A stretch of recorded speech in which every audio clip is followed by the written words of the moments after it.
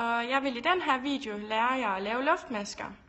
Så vi starter op, ligesom i forrige video, med at lave en opstartslykke.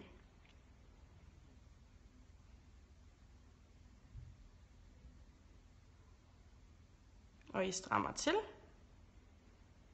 Men ikke sådan, at nålen den ikke kan bevæge sig. Den skal kunne køre fint frem og tilbage her. Så tager I og lader opstartssnoren her, den lader I bare ligge. Og så er det den snor hen til garnnøglen, I skal bruge.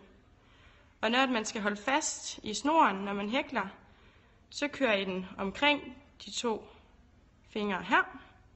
Så kører I den ind her og holder den her. Det er simpelthen for, at I har styr på snoren her, så den ikke bare skrider helt vildt. Så det gør vi lige igen. Sådan her. Og så skal vi begynde at slå masker op, som er det, der hedder luftmasker. Og I kører simpelthen snoren bagom her, og bagom her, og så trækker I snoren igennem. Så I kører snoren bagom, og I trækker snoren igennem. I kører den bagom, og trækker snoren igennem. Og kører den bagom, og trækker snoren igennem. Og det bliver I sådan set ved med, indtil I har længden på det hæklede stykke, I gerne vil lave.